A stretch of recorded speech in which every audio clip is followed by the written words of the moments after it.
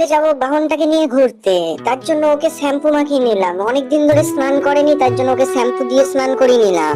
ঘরে এসে দেখি ছোট পাখিটা কাগজ খাচ্ছে, ওকে তো আমরা খেতে দিই না, তার জন্য কাগজ খাচ্ছিল। দিয়ে তিনজন মিলে বেরিয়ে পড়লাম বিকেল বেলার দিকে। সামনে বন দেখেছে তাই এদিক দিয়ে ঘুরে যাচ্ছিলাম। ওরা দোকানে ঢুকে গেল তিনজন মিলে, আমাকে বললো তুমি বাইরেই দাঁড়াও, তুমি দোকানে ঢুকবে না। তাই আমি বাইরে ওয়েট করছিলাম, চারপাশে দেখছিলাম।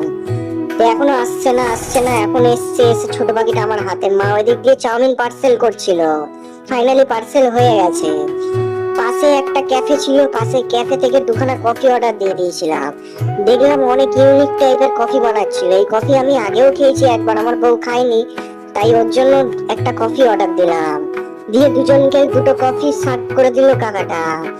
দিয়ে দুজন হাতে নিয়ে কফিটাকে নিয়ে বউ বলছিল যে দেখো কফিটার চেয়ে কাপটা সুন্দর। আমি বললাম তুমি কফি খাবে, কাপ খাবে না। তাই দুজন চেস করে কফিটাকে টেস্ট করলাম। টেস্ট করার পর দেখলাম যে কফিটা খুব ভালো বানিয়েছে আজকে।